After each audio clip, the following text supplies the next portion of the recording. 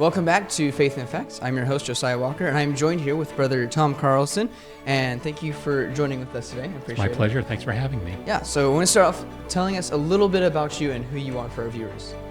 Let's see. I grew up in all kinds of different places. My dad worked for the government. Okay. And so we moved around quite a bit when I was younger. Okay. We finally stabilized probably when I was in junior high school up in upstate New York, outside of Albany. And I started college there, wanted to be an engineer, thought about being a doctor, but at that time, so this is the late 70s, early 80s. Sure. Medical malpractice was becoming a very, very huge thing. Okay. And doctors were getting sued left and right. And so I thought, probably don't want to get involved in that kind of a thing. Exactly. So I became an engineer instead. Okay. And so I started school up there, and then came out here to Tucson in 1985 with my parents, and I finished college, moved away for 20 years, and then came back in 2006. Okay. And I've been here ever since. Awesome. That's great to hear. So I hear you're also were served in the military. Yes. So how was that experience? How was that there? The military, yes. The Army, Army Reserve. Okay. And so I did 30 years. Okay. And God blessed me and allowed me to become a colonel. So that was something. Very shocking to get that phone call. Yeah. Because it was totally unexpected. Right. I never tried for it. A lot of people, a lot of officers, kind of jockey themselves to get rank. I never did. I always had I put my faith in God. I said, if God wants me to progress up the ladder, then He will make it happen, and that's exactly what He did. Awesome. So 30 years doing that. I did 2 deployments to the combat zone, 2004 to 2005, and then again in 2012. Okay. Well, thank you for your service. I appreciate that. My pleasure. Yes, sir. So then, what's also your salvation testimony? I don't think we asked Pastor Walker last time, but no, he told us. We didn't even have to ask him. He just told it while he was talking about it. But what is your salvation testimony? Because everyone's is different and everyone's is special. So. Right. So before I deployed the first time, which was in 2004, Brenda, now my wife, back then was not, she was a believer. She was not walking with the Lord at the time. She had backslidden. But she still was a believer. Sure. And she said to me before I left, be sure you know where you will go if something happens while you're over there. And that really stuck with me. I was not raised in a Christian home. I mean, I was raised as a Lutheran. Okay. And we would go to church periodically. Sure. But that's where it ended. And so, this whole concept about faith and Christ and salvation, that completely foreign concepts to me. Right. So when I got overseas, I got my job, and my father gave me a Bible before I left. Okay. And so I started reading it, and when I got there, I went to visit a chaplain. Okay. Because I knew that I had to talk to somebody, because I would read the Bible, I didn't understand it, didn't know where to start. Same thing that all non-believers struggle with as they're exposed. Somebody hands them a Bible. Well, what do I do with this? Right. So I talked with this chaplain, and he told me, he said, start in the book of John, and then read Romans and read Acts. So that's what I did. I didn't understand a lot. The Bible that my father gave me, it was a New Living Translation. Okay. And of course, I didn't know anything about different translations then. Right. But this particular Bible had marks around certain verses. Okay. So in Romans, it had a little mark around Romans 3:23. Had a mark around Romans 6:23. Huh. And so I read those verses, I saw the marks, and I thought, okay, these marks indicate something important. Yeah. And so I kept going back to, so even after I would read through Romans, I kept going back to all have sinned and fall short of the glory of God. Uh-huh. And so that just made me really, really understand I'm a sinner. Yeah. And so then you read the other verses that were marked, which really ended up, it wasn't exactly Romans Road, Mm-hmm. but it was close. Right. And so as I read through that, and so I realized this testimony is very different from many others. Yeah. Because most of the time you're talking with somebody, Uh-huh. and that person can explain things. You can have a conversation, ask questions, and then then you can pray the prayer. I never really prayed the prayer, but as you know, Yeah. you only pray the prayer because of what has happened inside of you. Exactly.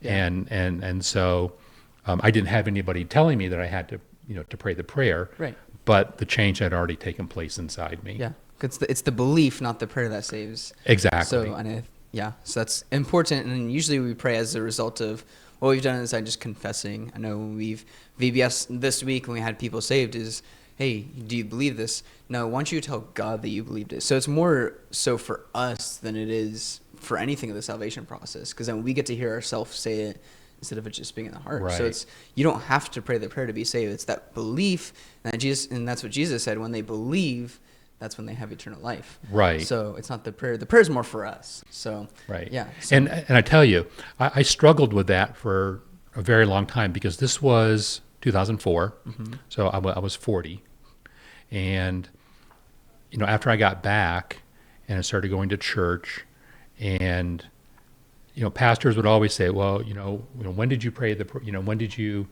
do the prayer, right? Mm-hmm. And I kept thinking, I didn't do that. Yeah. And so I would always wonder, am I saved? And it wasn't really until a few years ago when I read Brother Troy Carlson, no relation, his book about Is it Settled and Strong? Settled and Strong, yeah. Exactly. And I read through that book and I said, oh wow, yes. Yeah. That's exactly what it was. Exactly. So I know a lot of people, we'd actually dealt with somebody, not today, but yesterday, about assurance of salvation, just because of where he lives and things, and the family influence. But yeah, assurance is also a really big part of that. So yeah. Well, it's nice to hear about your salvation testimony. And you've been with the church, Sun and Shield, for how long now? 2013. 2013 when we started here. So that's okay. 13 years. 13. Yeah. So quite some time now. Yeah. And then what do you do here at Sun and Shield? Just a couple of things you do. So I'm on the security team. Uh-huh. And I teach Sunday school. Awesome. So you have an impact here at Sun and Shield. You don't just show up and do nothing. You actually do something when you're here. So which is really good. Perhaps. So, yeah, perhaps.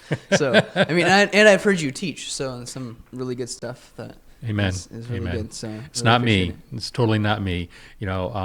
It's funny because the previous church that I went to before coming here, the pastor came to me one day and asked me to start teaching Sunday school, and I said, "Oh, I am not a teacher." And so then we left that church shortly afterwards, and then last year your grandfather approached me, and I said the same thing. I said, teaching is not a spiritual gift of mine. Yeah. And so, but he sat down with me, and we talked through a bunch of things, and I prayed about it. The most important thing, right? Prayed about it, and God said, He opened that door. Yeah. And generally speaking, I don't get positive answers from God, but I recognize when He opens a door. Yeah. And my response is, well, Lord, if you've opened this door, then I need to walk through it. Right. Absolutely. So I think you just finished talking about the Assyrians history or something like that in Sunday school not too long ago. Yeah. We went through from our trip to our missionary trip to England and Scotland last year. We went to the British Museum, and we saw a whole slew of biblical artifacts. It was interesting because, of course, the British Museum did not designate them as biblical artifacts. Right. But but nonetheless, they are. yes, exactly. And why are they? Because they talk about the things that we saw with our own two eyes and I photographed are mentioned in the Bible. Yeah, that's pretty cool. It was overpowering. Yeah. It really was. Yeah, that's amazing. Maybe we'll have to do another episode later on about that, because Sure. some pretty interesting stuff there. I was only there for I think like 2 of the classes, but from when I was in there, there's some really cool stuff to be able to like connect what the Bible has and see things in real life from it is really cool. So I mean, Right. even going to Israel, I haven't been, but going to Israel would be really cool to like see the Sea of Galilee and you understand the biblical account that's there. And now Right. you're putting a visual to that actual thing. So I feel like it probably makes the Bible come more alive as a result of It does. And, God's word does not need anything. God's word stands Right. on its own. It stands alone. So we don't need things to reinforce it. Yeah, But we're humans. exactly. And if we can see something with our eyes and make the connection with something that we've read, it changes. Just like you said, it changes Yeah. your entire perspective and the context Yeah. of that event, that situation, that location. Yeah, and I kind of wonder if God didn't do it just so that way he knows there's people that don't believe that the Bible is true. And I mean, there's been stories of Right. things that have happened like, oh, this didn't actually happen. That's mentioned in the Bible. And then archaeology's like, well, it actually did. They find out a few years later. So I kind of Right. wonder if God does it just be like, hey, just backing up his own Bible. Not that he has to, but because he can and he's God. And just, Going through this, I firmly believe that God has allowed archaeologists and explorers to find certain things. Okay, I believe that he's allowed them to find the things that he wants them to find. sure. His thoughts are not our thoughts. His ways are not our ways. Yeah. And so he allows us to find things. Like in the Dead Sea Scrolls, they found that the scroll, the Book of Isaiah, is the complete Book of Isaiah, and it's written in whatever language the Essenes used, and it turns out that it's the exact same as the King James translation of the Book of Isaiah. Interesting. I mean, that blows my mind when I think about that. Yeah, that's really cool. So like a lot of this stuff is just, it's really, I've covered some in previous podcast episodes. We did more science type things and stuff like that, but history and archaeology is just as important as proving that the Bible is, I mean, Columbus figured out that the earth is round because he read the Bible and is like, no, I'm not going to fall off the edge of the earth because it talks about a circumference of the earth. Right. So, I mean, the Bible just helps a lot in different areas and backs up a lot of things. So It does. pretty interesting Yes. thing there. So you've been on the Marana School Board for how long now? 16 years. 16 years. So quite some time. How old are you? I am only 21. 21. So So- you were 5 when That's I got on the board. That's kinda crazy. That's weird to think about that. That's crazy. Yeah. So on your time on the board, it's kind of what we want to focus on today because the home and kids are very important. I mean, we had our VBS going on this week for the purpose of being able to reach kids because at that time, I personally believe that there's probably more faith during that time of a person's age when they're younger than it is when they're older because older people have experienced more life and things like that. But kids will believe all kinds of stuff. So with VBS, the purpose of teaching kids what the Bible says and helping them to be saved, and by God's grace and mercy, we had 3 kids saved this week. So that's awesome. The kids brought in I think $1,008 this week too. So the most we've ever had at VBS. That's great. But again, it's important to reach those kids, and being on the school board is a way that we can have an impact for the schools. So that's kind of what we want to talk about today. But first, like, what made you run for the Marana Unified School District? A couple of things. I wanted to make a difference, and at that time, so this is 2010. Okay. I wanted to. My daughter Amber, she was in 10, so she had just gotten into high school, and she never had any homework. Interesting. I thought so that much was homework. I thought that was weird. Yeah. Right. And the other thing too was everybody in the district got a newsletter. Got one in the fall and one in the spring. Okay. And I thought, you're only hearing from the school district twice a year? I said, there's something wrong there. Yeah. So I said, well, let me see what I can do about all that. So I ran in 2010 and I won. There were 5 people in that race. There was one incumbent, Okay. and 4 myself, and then 3 others, and I came in first. Wow. That's awesome. And so, that was the hand of God right there, because I don't know, I'm nothing special. Yeah. And God puts leaders in position. Yeah. And Romans tells us that. And so he wanted me on the board to serve him, and to be an example, I suppose. Okay. And to live my faith, Sure. and so that others could see. Yeah. So I ran, I won, and took office on January 1st of 2011, and there've been 4 elections since then, Okay. and I've always come in first. Interesting. It's Yeah. kind of interesting how that happened. Right. So what has been the most rewarding part of serving on the board, do you think? Helping parents Okay. fix problems, because I've never forgot. There's a saying, you can't fight City Hall. Sure. Meaning you can't fight the government. Well, you actually can, and if you have the right people, the right arguments, the right positions. Mm-hmm. And so I've had many parents reach out over the years. They've whether they've talked to a teacher, talked to the principal, and kind of hitting that brick wall, Right. or just had some kind of a problem pop up that they didn't know how to solve. So they've reached out, and I've been able to help them, break down the bureaucracy, the barriers. And it's only been a couple situations where whatever the issue was, really could not be resolved. Sure. And so I've been very glad about that. Yeah, and then, so you had your awarding, but what's been the biggest challenge? Because I'm sure there's challenges while you're there. What has been probably the biggest challenge for you? Being a Christian and having a biblical worldview Really? on the board when you are dealing with people who are not saved. Uh-huh. And so that's just it's challenging. It would have been very, very easy, for example, during 2020 and 2021, when we had the shutdowns. It would have been very easy to just go, yeah, the government saying we need to shut schools down and blah, blah, blah. It would have been easy to do that.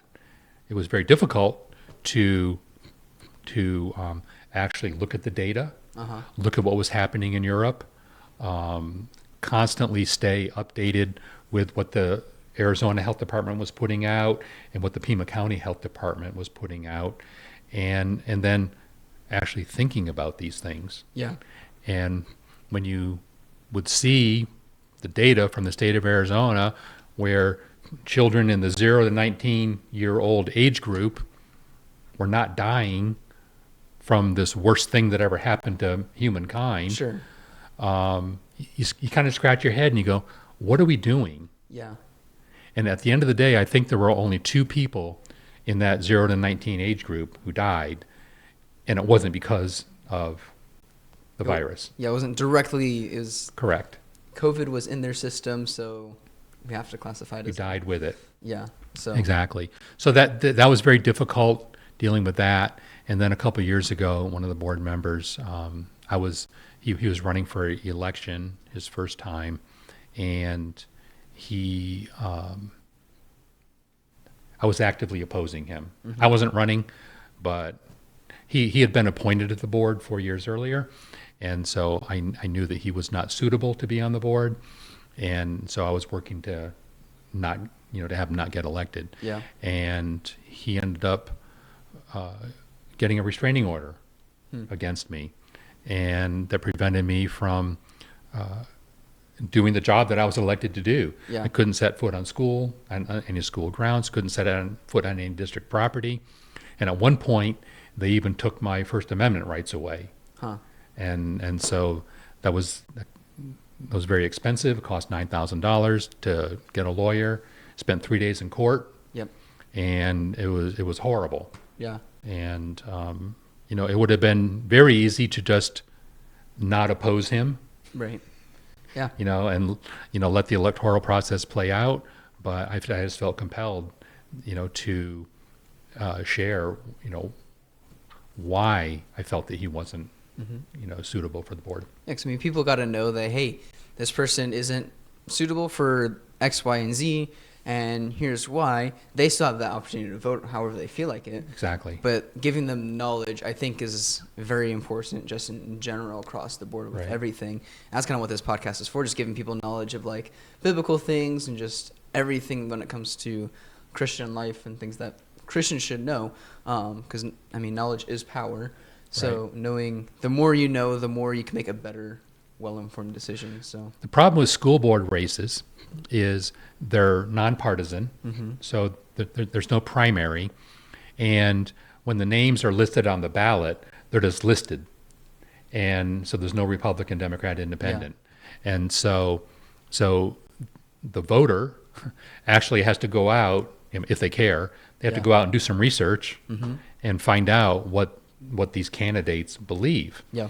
And most people don't do that. Yeah, because it's a lot of people are probably, I'm a Republican, so vote Republican, or I'm Democrat, vote Democrat, and then you have lists. You're just like, this person, I've seen this person's name, so vote this Right. person. I haven't seen their name, so I'm not going to vote for them. So Exactly. Yeah. And compounding it, the school board candidates are at the end of the ballot. So, you start on the left side of the ballot, you have, the federal races, president, senators, congressmen, those kind of things. Then you have the governors, you go across the ballot. Then you have the judges. And nobody knows who the judges are. right. And school board is after the judges. Yes, you're already going through. Yep, this So- is the section of people that I don't know about, so I'm just going to pick and choose. Either that or they just don't vote. Oh, that's true. They yeah. just don't vote for them because they don't know. Yeah. So being well informed and knowing about who's big going on the board is very important. It and is. things like that. It is. So, yeah. So looking at the state of of education, just in general, maybe not specifically Marana, but just in general, looking at it today versus when you first joined, is there any difference that you see? Yeah. More You now. know, today, instruction has become a lot more politicized. Teachers, it used to be when I was in school, I never knew who my teachers voted for because it's not important. Yeah. And you don't have that anymore. With the social media, everyone's out there, advocating for their candidates. Right. And the politics has become, I think, it's become a broader part of our lives. And teachers go into the classroom. Now, you're not allowed to have political things hanging on your wall. Sure. It doesn't mean it doesn't happen. When Obama was in office, I walked into a couple classrooms and they had Obama things on their wall. And it's just not the right place for it. Right. Unless you have, if it's Obama, then you're going to have, who was running back then, Bob Dole or whoever it was, John McCain. Okay. But that's not what it was. It was just Right. one. So it's become more political, and teachers have no problem sharing that, sharing those beliefs with the class, and that's not good. Another big thing, it's not really new, but it's still there, is parents are very often disengaged from their children's education. They want the schools to raise their children. Yeah. So kids come home, the parents feed them, give them baths, let them sleep, and then they send them off to the school and they depend on the teachers to discipline the children and to educate them. Yeah. And that's not really the job of the school district. Yes, the school has to instruct, but the parents are the ones who are supposed to be teaching and disciplining. Kid goes to school, hasn't been disciplined at home, is going to act up in the classroom. And that it creates a mess for everybody, for the other students as well as for the teachers. Yeah. I mean, my wife works at one of the schools there here in Marana. I mean, she sees it too. There's kids that are there that are disruptive, and she's trying to, work with the kids that, hey, you need to calm down. They're doing all these things, and you find out what their home life is like. And you're like, they're probably not getting the instruction that they need to. I was blessed with being raised in a Christian home with my dad, and then when I went to school, was here at church. So I was raised in a Christian education all the way through third grade, and then I was homeschooled for the rest of the time. So I was getting instruction and reproof and all that stuff at the same time. Exactly. I was doing it with parents. My parents still cared, even when I was in the school, that, the school is where you learn your education, but you don't stop learning when you get home. You're still learning life lessons, and Bible, and putting your kids in church is still important because whatever the school is going to teach, that's how your kids are going to come out later on the end. Right. So, yeah.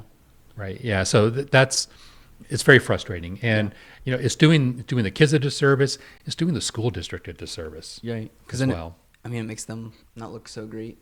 Makes them not look so great, but it distracts, so teachers have, in the high school grades, you got 50 minutes to teach. Okay. A particular class. Sure. Well, if you're disciplining kids who are acting up, now you don't have 50 minutes anymore. You've got less than that. And that's not fair. Yeah, now you're behind, and it's not fair for the teacher, for the kids. I mean, the teacher's putting in all kinds of work to. Oh, absolutely. Teachers do a huge amount of preparation. Yeah. Before they step up to the sometimes it's chalkboard, but it's usually a whiteboard. A whiteboard. Yeah. Yeah. So I mean. It's important. So, yeah. So what are some concerns? What concerns you most about public education today? Yeah, kind of the flip side of the two things I just said. So the ongoing politicization of the classroom and parents staying disengaged. Okay. Yeah. So that's something a parent can work on if a parent is watching this and has their kid in the school district, but then something, it's both sides. So it's not just the school and it's not just the home. There's work that requires on both sides. And, a way to combat the politicization of the classroom is to talk to your children, find out what's going on in the classroom. Yeah.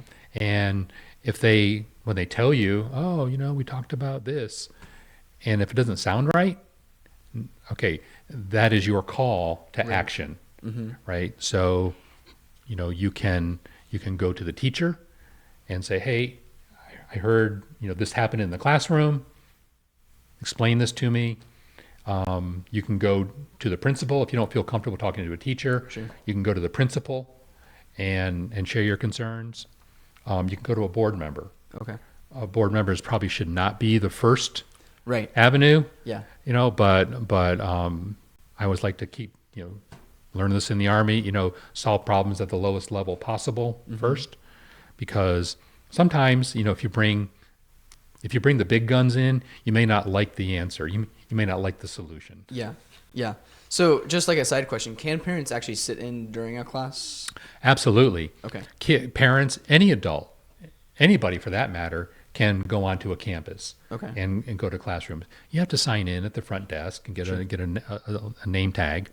But yeah, parents can go and sit there and listen and observe, and that's encouraged. Yeah. So if a parent did want to see, hey, because I venture to guess that a lot of them don't really know what their kids are all learning. So if they wanted to, they could go and see what the kids are actually learning. Absolutely. So absolutely. Interesting. Yeah. So that was something I wasn't sure about, because I know a lot of people don't. So I wasn't sure if that was an allowed thing. So, yeah. Yep. Yeah. It's encouraged. Perfect. So family and culture. So, well, before that, so you talked about you being on the board. How much authority as a board member, or does the board in general actually have over the school district? Okay. So In Arizona, the board has certain statutory responsibilities: approving the budget, hiring a superintendent. Those are the two big things. Okay. We also have to. There's a few other statutory things that we have to do, signature-wise, every year. Okay. Now, apart from that, so the board hires a superintendent. Superintendent hires principals. Okay. Principals hire teachers. So, if there's stuff going on in the classroom that's inappropriate, we do want to know about that. Okay. Because, and this kind of goes against what I just said about, talking to the teacher and the principal first. Yeah. But I like to know these things so I can evaluate if there's a systemic problem. Okay. And so if things are solved at the lowest level, then we don't, the board members don't get involved, or not get involved, but we don't become aware Okay. of these things. Quite often, if things are going sideways in a classroom, it's a violation of policy. It's another thing the board has to do is approve the policies. Okay. So if there's a violation of policy, well, that's violating something that the board has voted on. Right. You got 5 people on a board. Generally speaking, we're all elected, and so we are the people's representatives on to the school district. We come up with policies. And presumably, the will of the voters, it carries through into those policies. Right. So if the policies are being violated, you've got a complete breakdown now in that process, in that flow of authority. Okay. And so when I hear about things, I go to the superintendent and I say, hey, I've heard this. And then he goes and looks at it. And when I go to him with something, I pretty much already know the answer ahead of time. Sure. Because I do my fact collecting. Uh-huh. Not everybody does that, but so when I tell him something, he knows that it's something that needs to be acted upon. Okay. And it gets fixed. I mean, there was a few years ago, there was a book being taught in one of the high school English classes. I found out about it. I went out, did some research on the book. I had never heard about it before. And so I read a bunch of excerpts, read a whole bunch of reviews and commentaries on that book. And I realized this is not for Marana Unified School District.